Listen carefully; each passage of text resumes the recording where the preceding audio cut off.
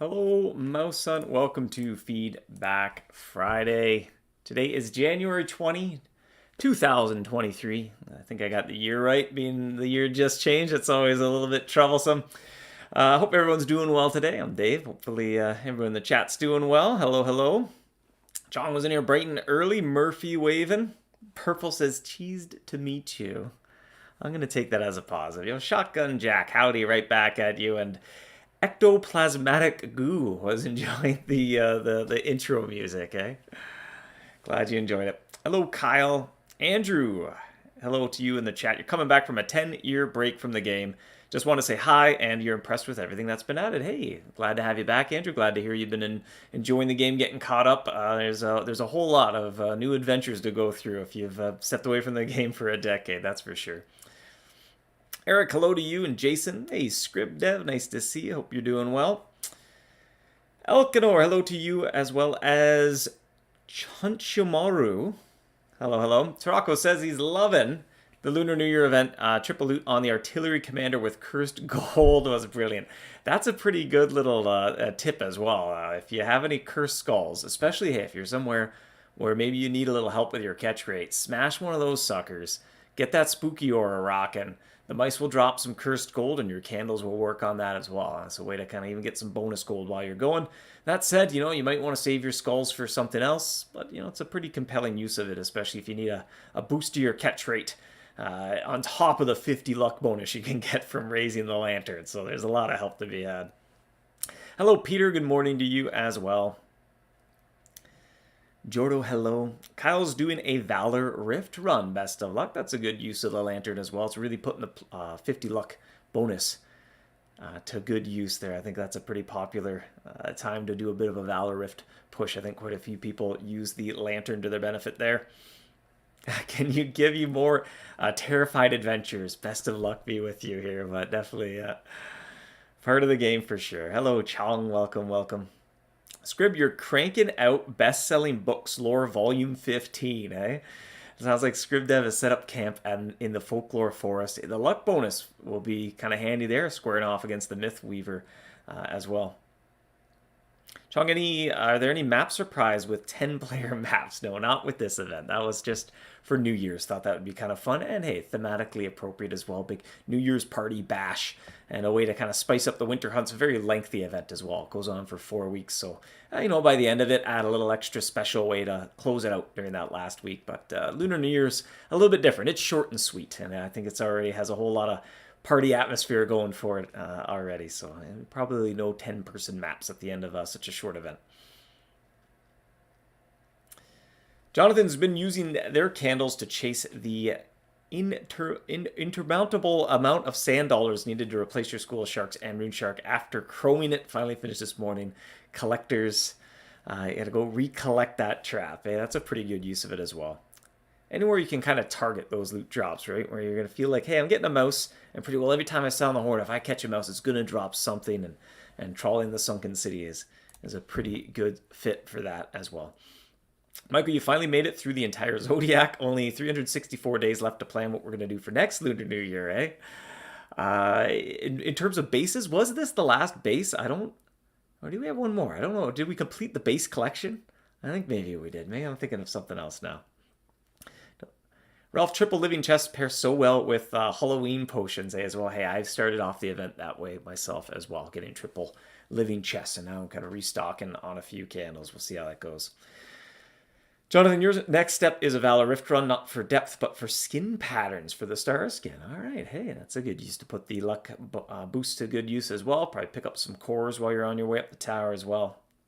And Caleb's been using candles to get their Oculus to level 10 in floating islands. That's a great use for it. All those multipliers stack as well, which makes it really exciting. There's something very special about the floating islands during Lunar New Year, because you can get all those bonuses stacked up. And you can really see some big drops of sky ore, sky glass, and many other resources there. So we did complete the base collection. Well, holy smokes.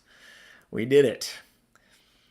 Yeah, it'd be kind of interesting to give some thought into next year. Part of me wishes maybe we didn't make them limited edition, but we'll have to see. That's probably a discussion best saved for later. Yep, Scrib already completed the bases last year. Or was this? No, it was a little out of sync. I remember the very first Lunar New Year was Year of the Tiger. Because I remember we did Heart of the Tiger was the name of the event. It was kind of combined with Valentine's Day. But there was no base for that one. But I'd have to even look at the very handy, very useful timeline article on the MouseHunt wiki. That's probably my favorite thing on the entire wiki for any sort of trivia of when things came out and in what order. The editors there, the players who edit the wiki, do a fantastic job keeping that up to date. FYI, I reference that regularly, so keep up the great work. You're helping out the game in more ways than one, not just players, but devs as well, helping us make the game. Jonathan, we have 12 Zodiac bases. Well, that's pretty darn cool. Let me see here. Let me go to my inventory. We need a search here, don't we? Yeah, we got 1, 2, 3, 4, 5, 6, 7, 8, 9, 10, 11, 12. Look at that. Plus the original Jade base, which is hiding out somewhere. Yep, down there. Yep, we have all 12 of them. There are 12 animals in the Zodiac, right?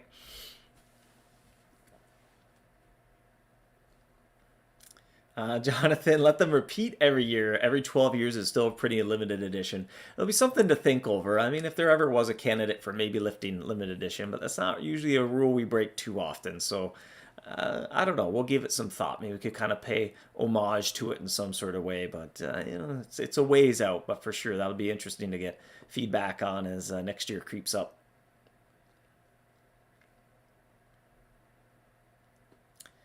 KDM, that's kind of a fair point. Maybe that mouse shouldn't be dropping 4 candles, eh?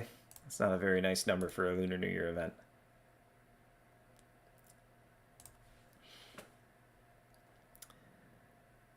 Scrib, honestly, you think it would just be nice to have the free skin and luck bonus during the event. Pretty lucrative event as it. Hey, it's got a lot going for it, right? The loot's a big thing as well, but even just getting that trap boost as well as the skins. There's one skin thing we are looking at maybe to workshop a little bit next year. Didn't quite have time to wrap that up. You just want to kind of get some feedback. Last year we had feedback where the various trap skins, so if you didn't earn a trap skin during a previous event, because they're usually on the reward track, we don't want to put old trap skins on the reward track. Otherwise, every year you just get a duplicate, and that's going to beg the question: what do I do with 7 identical trap skins for the same trap? And so they used to be in the Trapsmith costing candles. So it's kind of like you could choose, well, I'm going to sacrifice a little bit of the event progression to get caught up on these trap skins. Or you could go to the marketplace and buy them from another player who made that decision, and you could use your gold. It worked well kind of economically. It created an interesting choice between, well, do I want to spend candles on it or do I want to spend gold on it? But it was just something inherently unfun about having to sacrifice in such a short event so many candles to get trap skins. So, we kind of took that feedback to heart, and we ended up making them gold in the shop this year. But we're wondering if it just needs a little bit more of a creative spin, because now the relationship between getting it from the trapsmith or getting it from the marketplace, it's almost as though they don't need to be tradable on the marketplace anymore, because you're buying it from the marketplace with the same currency you use from the shop. The only difference being you can get them year-round from the marketplace and not having to wait for Lunar New Year. So something kind of we've been mulling over a little bit, interested to get feedback on, is maybe approach it similar to how the Great Winter Hunt trap skins work, where there's an item similar to Advent chocolates, maybe not identical way that those work, but it's kind of something you can pick up during the event, and you can either use it to get extra candles, help you out in the event, or you can use it to pick up some trap skins. So it's less stressful of a decision, but it still has that interesting kind of choice there, whether you want to kind of spend, how do I want to spend this resource that I only get so much of during each event. Jason agrees the timeline is great. I'm telling you, my favorite thing on the wiki. I think my wiki bookmark just goes to that page. I only go to the home page because odds are 9 times out of 10 I'm going there to look at the timeline.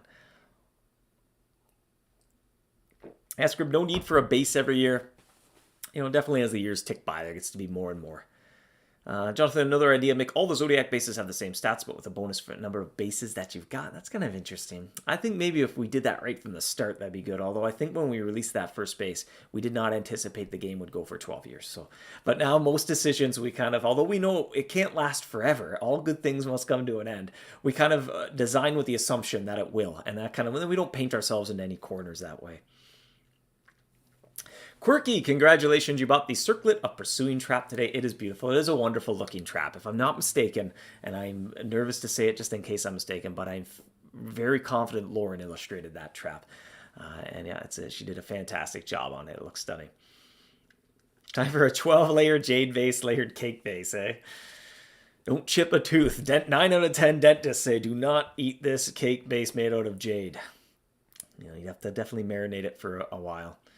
But a few other kind of notable changes or things that have been kind of when mulling over a little bit in regards to Lunar New Year. There are new encounter rates for Nyangauda cheese, in case you haven't noticed that. Did I spell that correctly? Yes, I did. All right. I swear I was looking at it when I typed it out. That was feedback from previous years as well, whereas, hey, that Nyangauda is fairly difficult to obtain, and then you might use a few pieces and you don't even get a red candle maker. It's a little bit kind of frustrating. And so overhaul that, where although it doesn't have a 100% encounter rate with the red candle maker, you'll always get an event mouse. So it's very useful for while you're doing maps.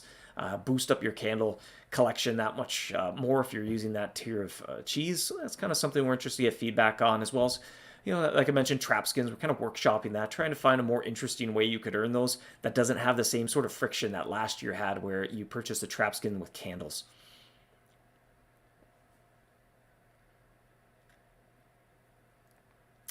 Michael, can someone remind me what the Lunar New Year trap skin at 200 elevation is for? Let's check it out.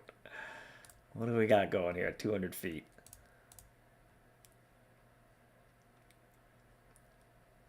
$500 feet, 400 feet, 300 feet, down we go.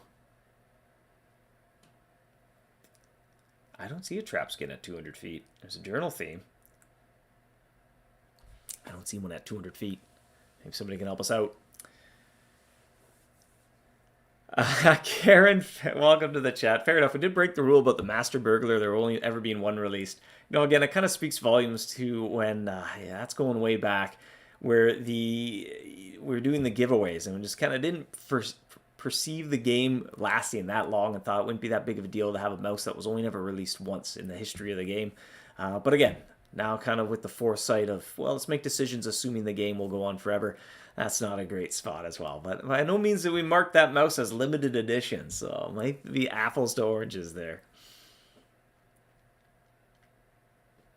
Alex says you like 90% of the changes. Well, one less than ideal is the red candlemaker attraction is a bit too high. You could kind of go into the why or reasoning there. Maybe maps kind of feels like it's in the way a little bit if you're really focused in on a map. But it has, drops a candle. That's pretty good. I also see something wonky with the Ford Farm stockpile location. Actually, yeah, that's why I have as a note up here as well. Should we keep the farm as a stockpile, or should we switch to the more simple area of the pond? So the farm is just ever so slightly maybe not as good for collecting candles because the plants and how that affects the mice that you encounter sort of it creates a few edge cases where you're not going to get event mice quite as often as, say, the Floating Islands launch pad or Queso River. Because being a newer area, we try to incorporate it as best we could while maintaining some of the mechanics. They're just knowing it's going to be kind of a popular spot. So we tried to put a little extra effort into theirs. But it does come with a trade-off. Although it's not quite as good for collecting candles, you are getting papyrus, which makes it arguably a very unique, very compelling spot to go and collect your candles because you can make a lot of good and steady progress on the folklore forest while you're getting candles. That said, if you're really only prioritizing your candle collection, it's not quite as good. You might want to take a step back, go to the Floating Islands launch pad, or I'm in Queso River right now, is where I'm kind of camped out, pumping a little bland queso while I restock on my candles. Now, is that something we should try to avoid? The collection rate of candles does vary slightly from area to area depending on the trap that you have available to you. But they all kind of cap out at roughly the same if you can achieve 100% catch rate. And that is a bit of an exception. So I could see that being a little unexpected or feel like a little bit of a gotcha. Is it something we should put more effort into smoothing out next year? Or is it something, if we moved it to the pond, it would be a lot more straightforward. There'd be no sort of mechanics going on, as typically every other stockpile, we've kind of avoided that. You can't collect candles while you're on an island in the Floating Islands, for example, just to create no unexpected surprises. When you show up, you kind of can better get feedback and parse exactly how you're hunting event mice. If we moved it to the pond, it would have that feeling, but you'd be kind of collecting very low tier resources at the pond while you get your candles. So it'd be, that trade-off wouldn't be there anymore, but I think it would come as less of a surprise and feel more consistent. But, you know, it's kind of subjective. I could see some people wanting it one way and some people wanting it another way.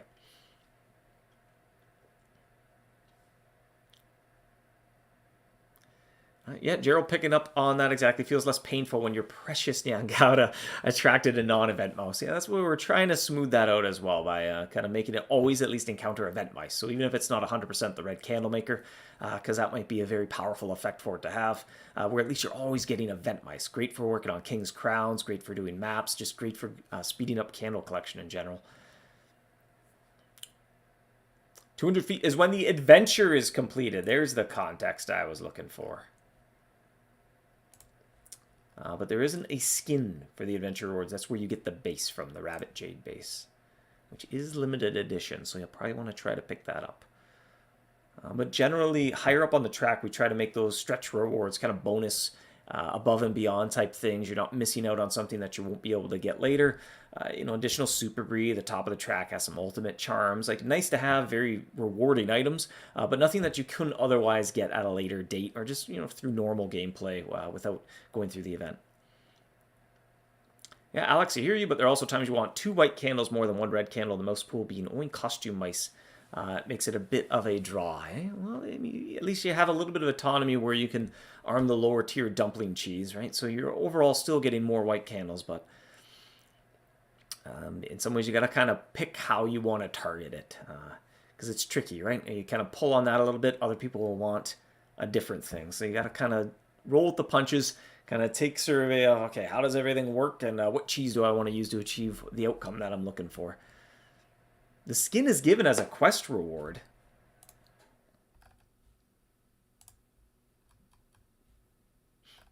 Am I missing something? Do I need to sip some more coffee? I think I got enough sleep last night. But the adventure reward is 25,000 gold, 50,000 points, 50 King's credits, and the Rabbit Jade base. 2023, I'm looking at the right year. Won't be the first time I'm missing out on something. I'll keep sipping some coffee just in case.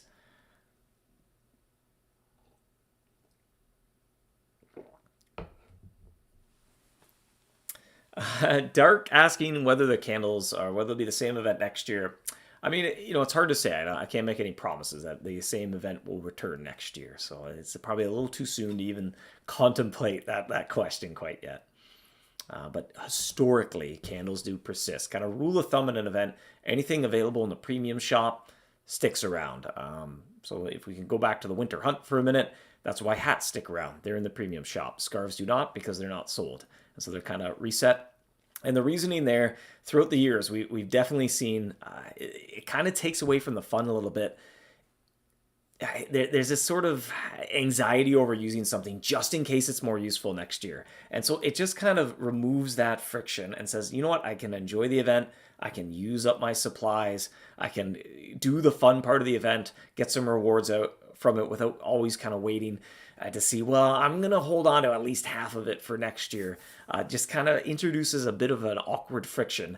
And then that kind of blows up in our face if we don't have that same event return the next year. Then there were a lot of upset players, but I saved all this stuff for it. I was like, well, okay, this is kind of one more reason not to do that.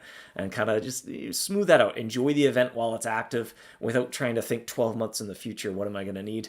And so that was kind of the mentality of why some things go away. That said, anything available in the premium shop, that has its own sort of consequences with it where, you know, if you purchase something, it feels very weird to then take that thing away. And although there's no guarantee it'll be useful next year, at least you can hold on to it just in case. So it's just kind of two different aspects there, and that's kind of where we've landed over the years. But as always, we kind of evolve and change and incorporate feedback and just continually strive for the best way to approach things, and the best way to do things changes over time, quite frankly, as well. So, you know, there's no rule that's in complete indelible ink, but some of them certainly don't feel like they're written in pencil, at least.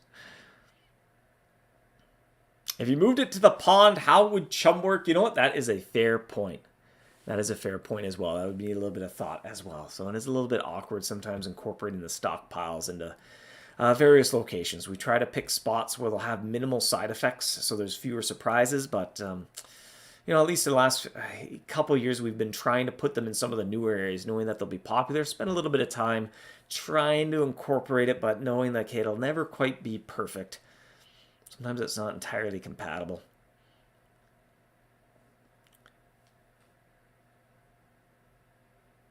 Yeah, Jonathan would say the farm collecting candles, but only while no plants are planted.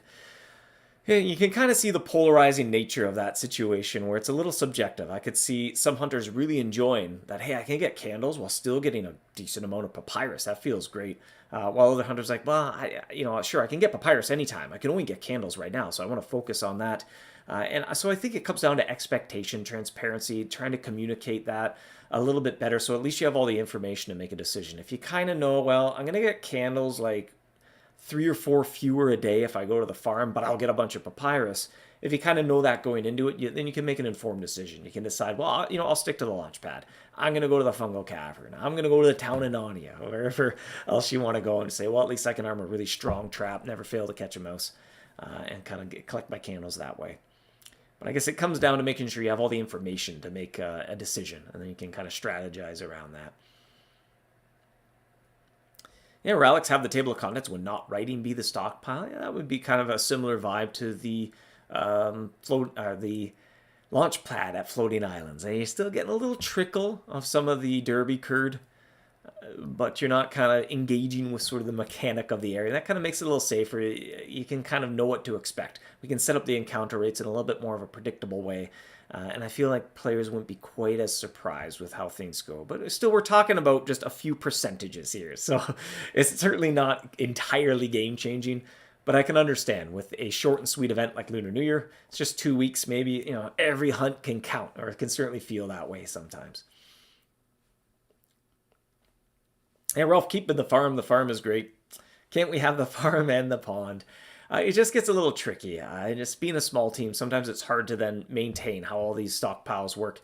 As we try to implement it into areas where it somehow engages with or interferes with kind of what you're doing in the area, it can create a lot of edge cases. And so we're just always a little apprehensive about that to make sure we don't inadvertently break something, or even as the years go by and this event repeats itself, kind of going back and making sure we got, okay, test this area, test this area, test this area.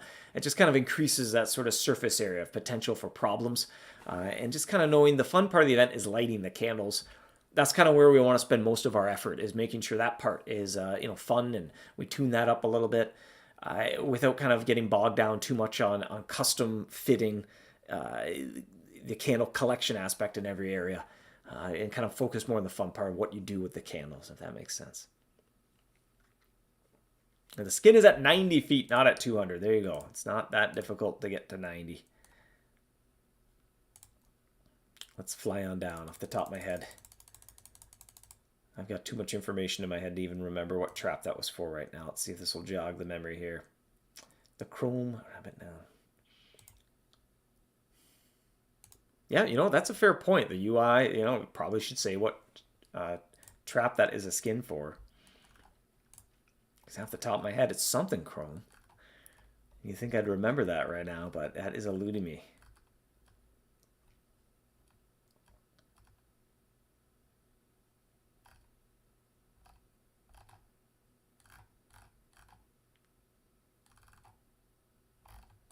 Yeah, we didn't even put that in the news post, eh?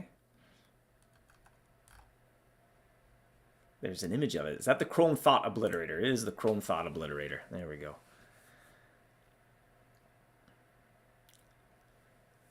Are you meaning the Chrome? Yes, it is for the Chrome Thought Obliterator. But that's actually kind of good to jot down. The reward track should probably say what trap that is a skin for. It's a pleasant surprise when you unlock it. But that might be good to note down.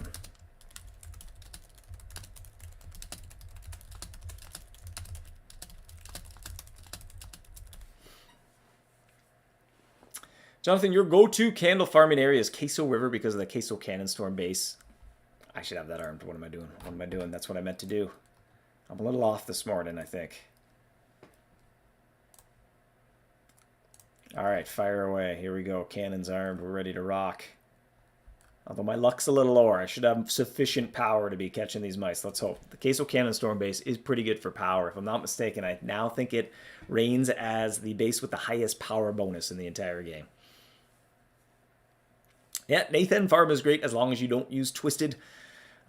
Yeah, you kind of, know what you're getting into a little bit as well. If you're at the farm, it's kind of, you get that benefit of maybe it's not quite as good for candles, but you do have an opportunity to still be raking in lots of papyrus as you go. So whether that's, an interesting decision or not, or whether all the information is out there to make sure you can kind of make that, know what you're getting into before you travel there, that might need a little smoothing out.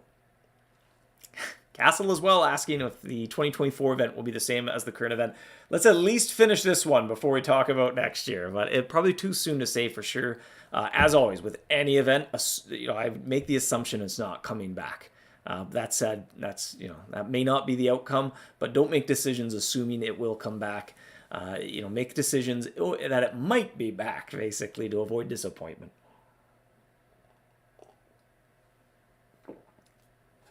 Will cheese and candles be kept till next year or vanish? Again, rule of thumb, anything in the premium shop. So just open up the premium shop. Anything we sell there directly. And it's kind of a rule of thumb. Every once in a while, maybe if it's in one of the limited time bundles, there might be an extra bonus item or something thrown into there. They might be an exception to the rule. But anything you can just kind of straight up get from the premium shop, it probably won't sell you something for cash and then take it away 2 weeks later. It would probably not elicit a whole lot of positive response. So that's kind of a good rule of thumb. If you can buy it from the premium shop, it isn't removed. Whereas if it's something you collect and earn in game, then often it is, except for the reward items, of course. If it's a resource you're using, and we try to be as clear as we can to kind of indicate what's going to expire. That said, I don't think anything expires with the Lunar New Year event. I'm really hoping I'm not misspeaking right now, as I do feel I'm a little bit off right now. But I can't think of off the top of my head anything that would go away. The cheese and the candles all remain. That's it. If it isn't the same event next year, they may not have any use, so you may not want to stockpile them all that much. But that's kind of that's a kind of a rough guideline to go by, at least. Again, just to reiterate, if you haven't played for quite as long, if you remember, I think the example I can always pull out is in the Great Winter Hunt, we used to have an item called ice coins, and the whole event you would be earning these ice coins, and you could cash them out for various different rewards. It kind of had a bit of a King's Arms feel. You could get different little packs of stuff, and you could buy traps and bases and whatever, and limited edition rewards. But then what we noticed is not even just a small percentage, most players had a lot of fear over actually spending them just in case there was something really cool next year and they didn't get enough coins to get it. And so that's kind of what led to, okay, if we're going to do a sort of currency, a resource that you obtain that it kind of gets poured in the event, it actually makes the event a lot more fun knowing, okay, this is going to go away. So I don't have to feel like I'm not allowed to play the event just in case next year it's different.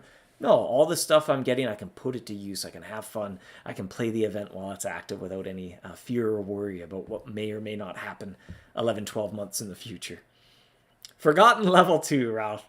The Thought Obliterator is one I don't have trouble with, but I will admit, I think some of the other traps, I wish maybe we picked a bit of a different naming tier, because players often do that, and I'm going to say I do the same. It's like the tactical tier 1 and 2, because I have trouble remembering which one's which. So I kind of wish we maybe went with, but they have the same name and one has an extra adjective or something, or like the bejeweled version of it or something like that, and they all had a consistent adjective. Like you could get the Thought Obliterator or the jewel-encrusted Thought Obliterator, maybe a better name than that. But then they could all have that same qualifier, and I feel like that would really help distinguish which one's which, kind of help cement that in the mind without it being kind of as much trivia knowledge. Screenbending word on red envelopes that were discussed last year. Maybe a fun limited luck or a similar that we can crush from Halloween. I think Lunar New Year is pretty good as it is. And there's that expression, if a painter takes one more stroke, you ruin the painting, or just that one more dash of seasoning and you've ruined the dish. And a lot of that creative energy, I think, is best served if we put it into either other events that need a little extra, or permanent content, new adventures. Often, that's a better fit for some of those reward spaces rather than having temporary things that you can only earn during the event. It can be fun to incorporate those in more permanent ways into the game. And so, whenever an event's kind of just right, and we've definitely seen over the years, we have a tendency as an event repeats to just, well, we got to add something for the sake of adding it. And it becomes a little bloated. It becomes a little unruly, and it gets hard to remember. Wait, how does this event work? Well, there's so much stuff in it now. It's like, well, oh, right, that part of it. And then we see a lot of that sort of feedback. And so, got to kind of know when to put the brush down and say, okay, it's this one's pretty good just the way it is.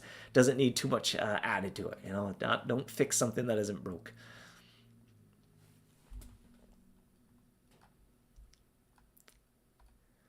Bastian, you hope candles are used next year, given you purchase more than you can use next year. I was just a little bit of caution. Sometimes it's a safer bet than others, but it does occasionally happen. We do our best to have previous event items play some sort of role. It's easiest to do with cheese. So old event cheese from previous winter hunts, when you arm that, it's on par with Super Brie, or sometimes a little bit better than Super Brie even. So it helps you farm the new event cheese that much faster. But yeah, it always just kind of, word of caution to not go above and beyond and, stockpile too much just in case it doesn't have a use next year, or it's not quite the same type of use next year. It's just, be a little bit careful not to overstock. Castle, you still have 4,000 unused cruise bucks. Well, there you go. Case in point. That kind of predates that shift to not have event currencies. And if we do have them expire, and kind of case in point, it's like, well, I don't quite know what I want to spend my cruise bucks on. I'll save them for next year. And we would see year after year after year, players would just never actually use them. It's like, well, why do we have this thing? And 9 out of 10 players just don't actually interact with it or use it at all. And then we kind of, hey, it's going away. It kind of gets flipped around. Now, most players do, and just some players forget to do it, but for the most part, it works out.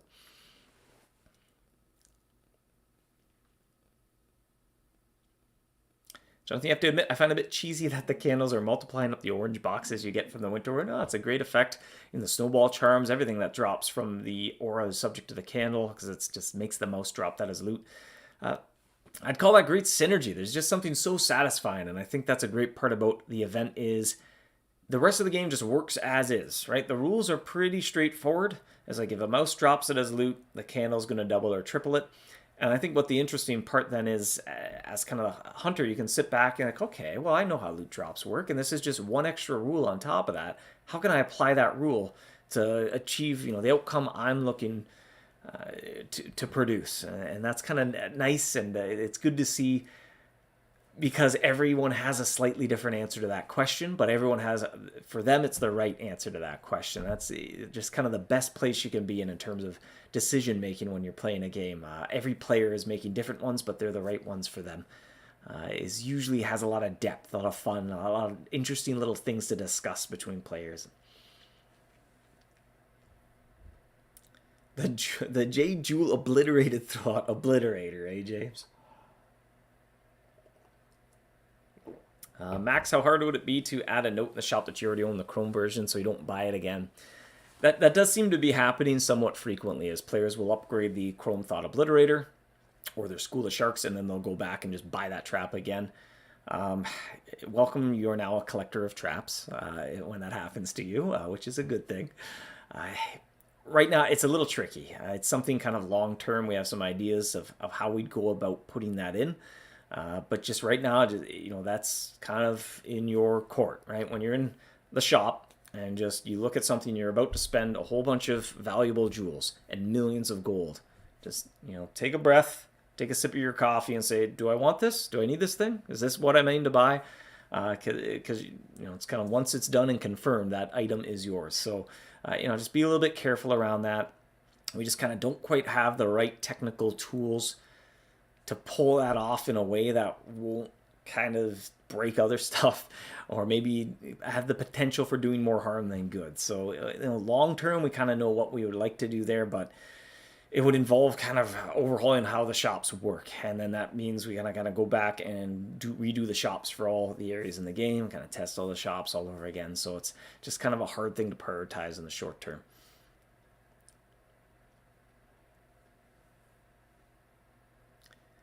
Script crew, we have envelopes instead of making a new base. Skulls are pretty handy to have. I'd say it was a good change for the Halloween event.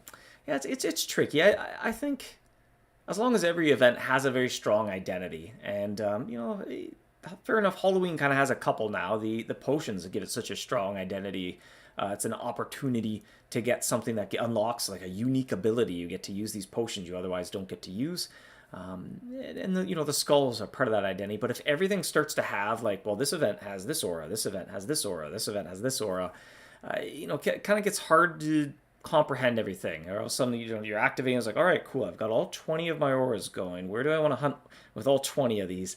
It starts to get a little unruly, and so Lunar New Year art has such a strong, amazingly rewarding identity of like you can make double, triple progress, and really even above and beyond that. If there's a mouse that it takes a long time to get to that mouse, or the cheese requires a lot of effort to make that cheese, and then that one hunt you can just get double or triple of what that mouse gives you. It's like all those other hunts it saved. So I already think it's so rewarding and so powerful of an event that I don't think we need any more gravy. You're not going to see the turkey on the plate anymore. Instead of a plate, you'll need a bowl. It's like there's a lot of gravy. I can't taste the turkey anymore. How thinly can I stretch metaphors? I think I'm stretching them pretty thin here. I actually appreciate that it wasn't necessary to introduce a new mouse for the event, but I think that's a new concept for MouseHunt events. Could you talk about how that decision was made? We could use the Great Winter Hunt as sort of an example, and even assuming we do the same event next year, there won't be a new mouse for Great Winter Hunt. It's just, it gets difficult. And I understand, it's MouseHunt, that's a big part of the game, or the mice. But again, we'd rather put that creative effort into new adventures, new permanent content, and it just gets harder and harder and harder every year to incorporate all the mice into the event. Great Winter Hunt now has over 60 mice, if I'm not mistaken, and that's starting to show, right? It's starting to come apart at the seams a little bit, where there's enough kind of feedback of like, I'm doing this map, and it's just really hard to attract this mouse because there's 60 of them. And so even if you split up the encounter pools and you give them all equal chance of being encountered, like they're just all individually rare all of a sudden. And then it gets hard depending on the event. We have old event mice from 13 years ago, a completely different theme and narrative of how the Great Winter Hunt worked, but they still need to be incorporated into how this narrative of the event works. So it's just kind of a tricky space there, and by adding, it's another example of kind of by adding more, you actually make something worse. That expression I said, the painter has to know when to put the paintbrush down. One more stroke and kind of you've ruined the painting. You have to kind of know, okay, if I add any more to this dish, it's going to ruin it. I gotta step back a little bit. That said, we are looking for ways to incorporate some of the event mice, maybe into other areas. We could take some of the snow-themed mice, something we're going to kind of look at for next Great Winter Hunt. Maybe we can incorporate them into the slushy shoreline or the iceberg and just kind of reduce the overall count of mice. Look for opportunities there, like we did with the mice for the sports-themed events, and kind of move them into the tournament hall. Gave them some very basic gameplay. Anywhere we can achieve that, I think it's a big win.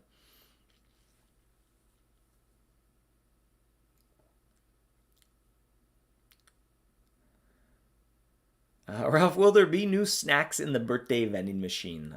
Yes, there'll be a new snack bag. And actually, here, we won't get into it too ahead of time, but the illustration is quite adorable. I love the snack pack for the folklore forest. It's just perfect. It's kind of a perfect fit for the theme of that area. Smashing a cursed skull for this event was such a good idea. Double, triple gold. Yay. It's a pretty good time to use it. And definitely use it if you're doing something where you need a catch rate boost. If you're doing your Valor Rift push, you're getting the luck bonus from the lantern. You could be getting a power bonus from your cursed skull. And you could be getting extra gold as well.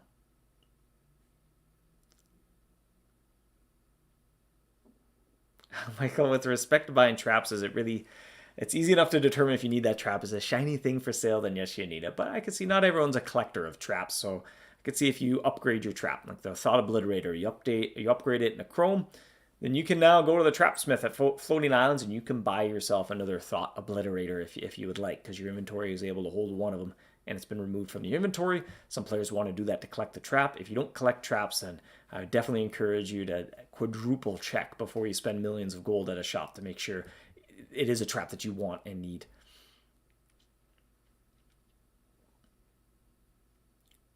Jonathan, we didn't have a new mouse last birthday or last Halloween, last spring egg hunt. Haven't had a new Valentine's mouse for years. I'm honestly rather glad of that. For reasons kind of listed earlier, it just gets tricky to incorporate them into all the events. And two, we like to kind of put some time into more permanent additions to the game as well. Try to get maybe a bit of a better balance in terms of how often new areas come out and how often events come out, and kind of reading between the lines of feedback. Sometimes events don't feel as exciting because there aren't as many other in-game goals that you're interested in pursuing. Just kind of as new areas come out, if they don't come out quick enough, then the Great Winter Hunt comes, and part of its big identity is like, cool, you can get items to help you in existing areas. And if you're sort of done all the areas, it's this moment of like, well, I don't really know where to send my golems. I guess I'll send them here. And actually, kind of, there's a nice relationship between permanent areas and events that way, where they kind of synergize. And Lunar New Year in that regard as well. If you're sort of done everything and there's not a particular item you're looking to double or triple, it's not quite as fun of an event.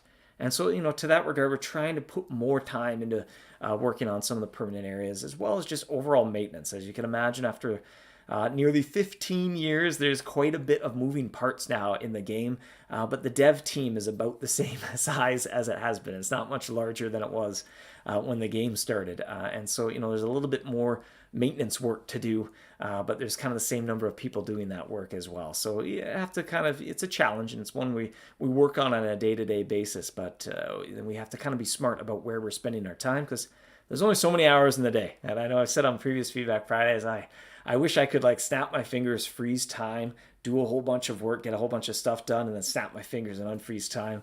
Because then we could have a lot more fun with kind of different events and the pacing of things, and being able to choose when things release without the limitations of how many hours there are in the day to work on things.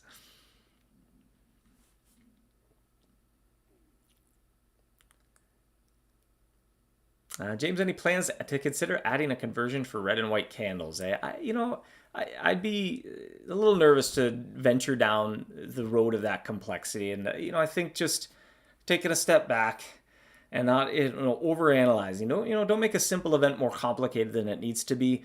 You have these candles, and they're both pretty darn potent what they do. Just have fun using them without overanalyzing exactly. Okay, I've got 97 candles. I'm going to use the first 12 here, the next three here. That can be fun, right? But if you take it too far, it was like, okay, no, I need the ratio of candles to be this to that. Just kind of have fun with it for what it is. Don't overthink things a little bit, and sometimes it can be a little bit more fun to have a little bit more kind of relaxed approach to it that way.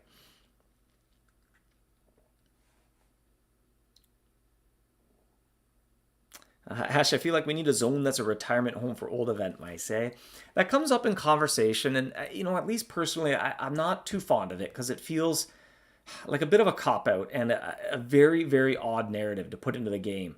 If you can just fast forward 3 years from now, say we do that, and we take 54 of the event mice and we put them on this island of event mice. And you can visit there and you can go collect them and work on crowns, and there's no gameplay there. One, that doesn't sound particularly fun of an area to go and visit, at least in the long term. The novelty factor would be pretty cool at the start, but it would get old pretty quick, I think. And two, you fast forward years from now and a new player joins the game. It's like, what's with this weird place with all these weird disconnected mice, right? And there's no story, there's no narrative. It's just breaking the fourth wall. It's like, well, they didn't know where to put all these event mice, so they shoved them off into the corner over there, and they're the naughty mice. It's just kind of weird. It sticks up. It's like a little nail sticking up that needs to be hammered down, type of thing, and it'll forever be this little blemish on kind of the world. Right? You look on this map and it would just demand this attention on it. It was like, what is this island of misfit mice? What's it all about? That said, I don't know if we could come up with a really fun narrative there. Maybe there's a new antagonist, a new adventure to do, and there's something you can do to change sort of the narrative of that island. You kind of dress it up in snow, and cool, all the winter, some older winter hunt event mice come out and you can capture them, and they drop something and you put them towards you exercise them in somehow, you expend those resources, and now cool, sweet, it's like a spooky haunted castle, and some of the old Halloween mice start coming out, and you're encountering those, and almost like the seasonal garden in a way, like you're exercising some choices to determine which mice you get to achieve some sort of outcome. Then I could see it being an interesting area, but it just kind of comes down to having just the right idea for it.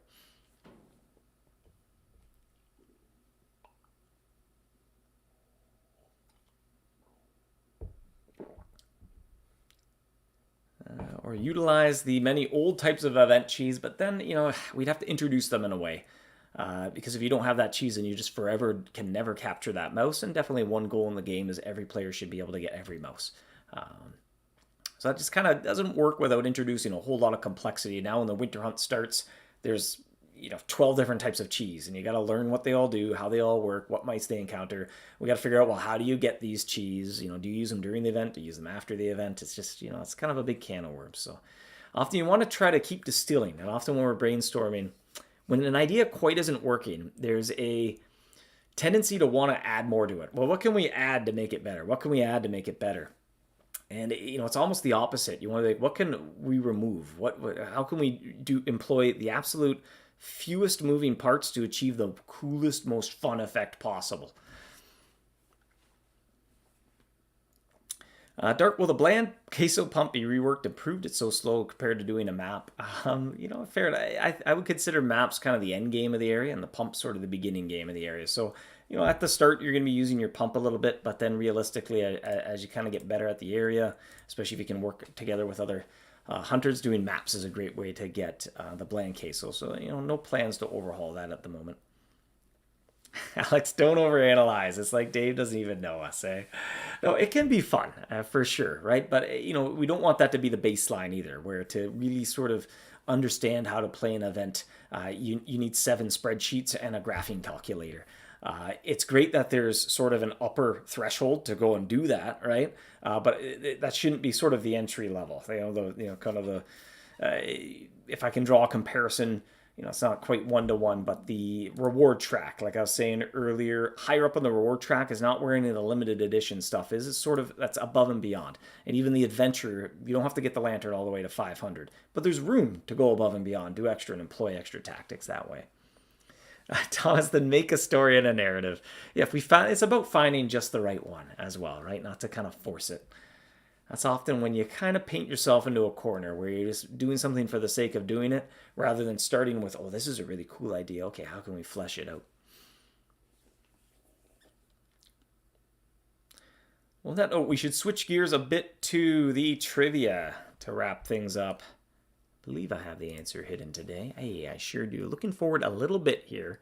Speaking of events, speaking of event mice, Valentine's Day, which will not overlap with the Lunar New Year event. So it'll probably just be that small matchmaker event that we've had in previous years where there's a bonus hunt and the mice match off.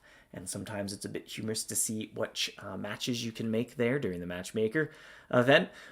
But pertaining to the Valentine's mice, that's a hint at what the answer to this trivia question is. Which mouse frequents the rodent cabana dance floor? And I'm going to say you might struggle to find a dance partner. I don't know if I would say. Hey, Swift is first in the chat with the correct answer of yes, it is indeed. It is Romino.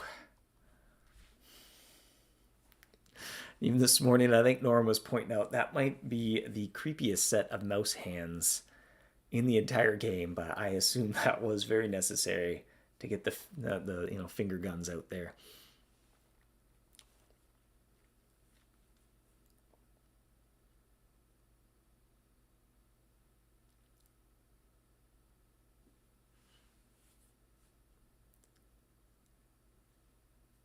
Yeah, schoolwork plus conversion rate for red-white candles is not so much about playing every hunt, it's about using up excess candles. Yeah, I might have to kind of just, it might indicate a bit of a problem with the economy of how those resources flow, right? Like, ideally there shouldn't be complex things you have to do to sort of fix something. That should just kind of flow in a very nice and intuitive way. So kind of something we'll be mulling over a little bit. We want to kind of see how everything works out a little bit this year.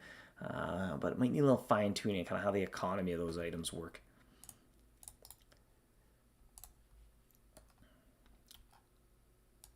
And I will put this in the chat for your clicking convenience. It is some dumpling cheese.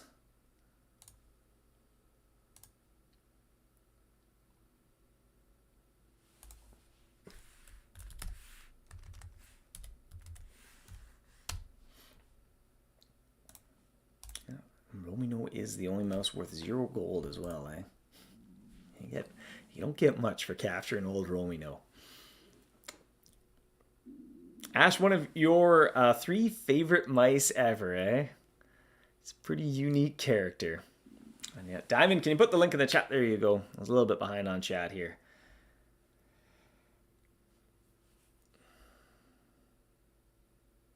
Jonathan, PS annual request to make Valentine and Super Valentine's charm increase the encounter rate of Valentine's mice.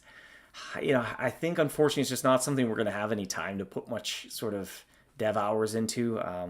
Just we're stretched a little thin, and so we're trying to, pick our battles well in terms of where we put that, and for kind of an event that doesn't last too long, and even just long term wanting to maybe phase out some of the charms as well. There's just it's another just over the as the years have gone by, there's too many of them, and even long term want to kind of phase out attraction rate and just what that means, and then those charms don't have a very interesting spot. As well as just the new design philosophy that we're embracing here, we're trying to adhere to, is charms do not affect gameplay. They're there to help you catch mice. And that's just made things a lot easier. It frees up your charm slot, makes the economy of charms a lot, just work a lot better in terms of when you have charms. Oh, cool. They aren't just building up and I never use them because every area I go to, there's just, nope, this is the charm I have to use. There's an actual choice. Well, what charm do you want to use depending on your trap and your goals and what you're trying to achieve and how many of each charm you have in your inventory. Different players will make different choices, and you can actually put that charm slot to use. Start burning up a stockpile of whichever charm you have a lot of without feeling compelled. Like, the labyrinths, like, well, I have to use the lantern oil charms if I really want to get going here. And the iceberg is like, I'm just not allowed to use charms. I got to use the sticky or the wax. Those are the charms you use here. And then all the other charms in the game, if we keep up on that, just kind of become not really worthwhile. And so it's become a lot better of a fit to move those types of bonuses into the HUD and just have it be its own thing. Like, the charm's job isn't to help you necessarily in the area. It has more of the goals to help you catch mice, which will then help you as a subsequent effect in that area.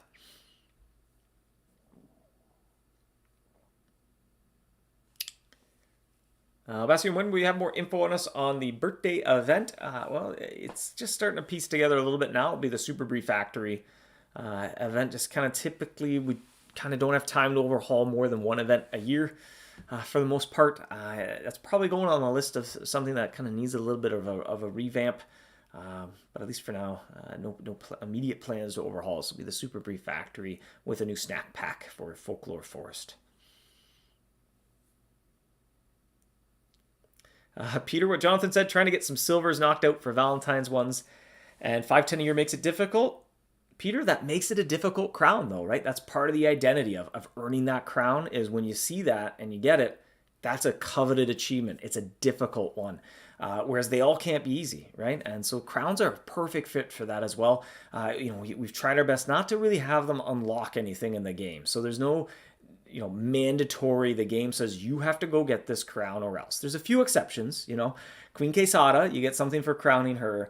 The crown collector, that's kind of pays a little bit of homage to the crowns, but for the most part, it's crowns are a goal a player can set for themselves. And what makes that interesting, what makes it work so well, is when you understand how difficult it is to encounter or capture a mouse, you understand how prestigious of a crown that is. Go and look at my silver crown for the white mouse is nowhere near as impressive of look at my silver crown for the eclipse mouse or the shelter mouse or something. It kind of plays into the identity of every character. And so these event mice have that identity. It kind of tells a story. You can look at someone's profile like, hold on, they have a silver crown for Romino? How did they get that, right? It kind of opens up it's a conversation starter. And I think that's what's great about the crowns. And so just kind of know as events pull together, that's just part of the identity of King's Crowns. Some are more prestigious than others. And just kind of every mouse isn't created equal. Some of them are just very difficult to crown, but that's part of the fun. If you're a crown collector, you have to be up for that challenge and ready to take it on.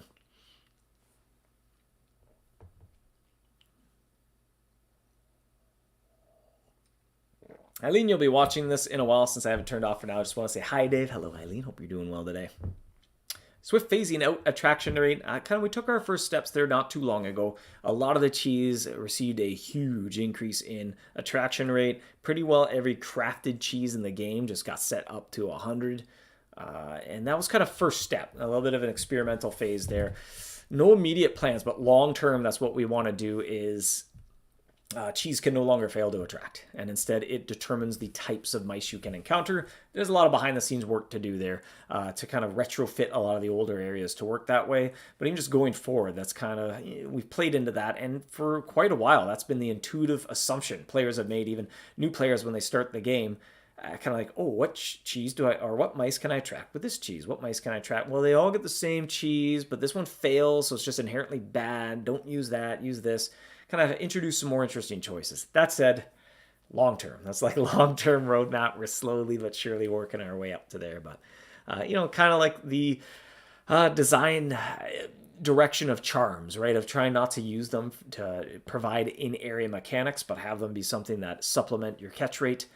Just kind of that's long-term design direction of cheese, is to not really have fail to attract or avoid negative reinforcement. Typically, it's a lot more fun if you employ extra powerful resources or you go above and beyond. You become more powerful rather than if you don't do it, you fail sometimes. Rather, you usually win, and hey, sometimes you win big versus you usually kind of win and sometimes you really fail. That's usually not as fun of a flow. But you can kind of set it up where it's the same, just has a different perception to it. Tim, Eclipse Gold Crown done. Shelter and Eclipse done. Which crown do I have on my profile? Which one do I like? Master of the Dojo, I think is is that my most caught mouse? What would be my most caught mouse? I don't think it's actually the Master of the Dojo. It sure is. My top diamond crown, 4,787 Master of the Dojo. That's a mouse that I've caught the most of in my mouse hunting career. The fungal spore is catching up there. Living Garden is coming in hot, eh?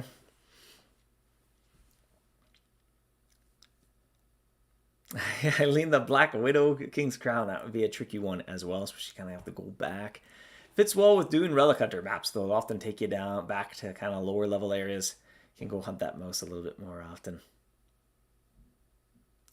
Gates and Goro, wouldn't that vastly change the economy on Super Brie? That's something we're kind of wanting to keep eyes on a little bit, and part of the experiment. But by and large, I don't think so, really, because it's just not something that's really we've seen a lot of use in years, and really, it's kind of how it's changed over the course of 15 years. Before, that was a very important thing to be hunting with Super Brie, and now kind of Magic Essence is its most popular use now to kind of help boost crafting purposes there, and just generally fail to attract isn't very fun, right? It's you wait 15 minutes to do something and then literally nothing happens. And so instead we'd like that to be you wait 15 minutes and okay, something not very exciting happened, but at least something happened, and every once in a while something very exciting happens, and it's kind of a little bit more fun, a little less disappointment, and you kind of focus on the super positive rather than kind of the disappointing moments. Michelle, your most caught mouse is the Ghost 3,520. That is a very spooky looking King's Crown. Jonathan, distraction rate wouldn't affect the seasonal Garden Zugzwang now. Yeah, that'd be just kind of make that area. You could go through it with Gouda or anything. But like I said, that's why it's very, very long term. There's a lot of retrofitting older areas. Even Zugzwang's Tower as a whole. This is kind of blue sky ideation. There are no promises here. But even that whole area as a whole, I'd like to kind of just redo it. I mean, it's just ripe with negative reinforcement. It is from a long ago era where, it's like, hey, you're going to get punished, basically. Like, the game's just going to, smack you around a little bit. Rather than reward you for doing well, it just punishes you for not doing things. And, that's of an older area where, it's like, well, if you're not using Super Brie, then you're just going to fail. Sorry about that. We kind of don't do that anymore. And instead it's, well, if you use Super Brie, you might get some extra rewards here and there, go a little bit faster, but it isn't literally pushing you back and, making you take a step backwards. It's just every once in a while you get to take 2 steps forward. That's kind of how we've been moving forward on areas for years now. And so just be kind of nice with a little bit of consistency, weave that thread through all the older areas as well. Well, I don't know about you, but I've had enough of staring at the Romy No Mouse here. And I may wrap things up here. Have we approached the hour mark? Indeed. So that is my cue to head out. Thank you for joining me this week, hunters. Once again, enjoy the rest of the Lunar New Year event. Just kind of keep tabs on when it ends. If you're still collecting your candles, pick your moment as well. to start raising up your lantern. When it does shut down, remember with this event, there's basically no shutdown phase. The event comes to an end. I'm going to look at the dates because I'm infamous for getting dates wrong. So I'm going to go to the news post and just like, hey, if you don't remember when the event ends, go to the news post. You can scroll to the bottom. The Lunar New Year event will end on January 31. So I'm reading it so I can't make a mistake with the date. The event comes to an end. You cannot use your lantern. There's no luck bonus. There's no double or triple loot. There's none of that. You can't use dumpling cheese. The mice don't drop candles. There's nothing going on whatsoever. The only thing that you can do for a week after that is claim any unclaimed rewards that you have on the track. So please, make use of your candle bonus while the event is active. This event just kind of comes to a relatively quick and simple end as well. So you can attract event mice after January 31 as well. So if you're saying, I don't really want double or triple loot, I want to work on King's Crowns, you have until January 31 to work on King's Crowns. No more event mice on that date. That's how this event has worked for a number of years. Well, again, thanks to you for joining me, everybody. Have a fantastic weekend. Happy hunting. A whole lot of goodbye. Thank you for all the kind words and the thank yous and goodbyes in the chat. I hope everyone has a fantastic weekend the rest of Lunar New Year. Happy hunting. I'll probably be Jacob joining you next week. And I'll probably join you the week thereafter. I'd imagine we could chat a little bit about the birthday probably by then. Might be a topic. Wrap up any Lunar New Year stuff and kind of look at things ahead a little bit. So once again, happy hunting, everybody. I'll see you next time.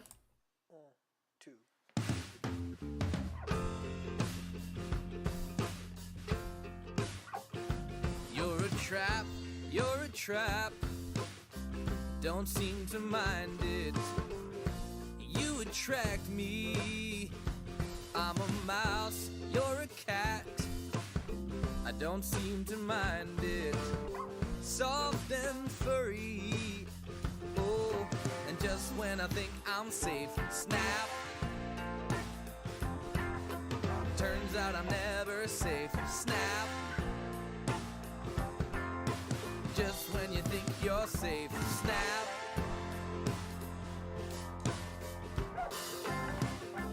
I come back.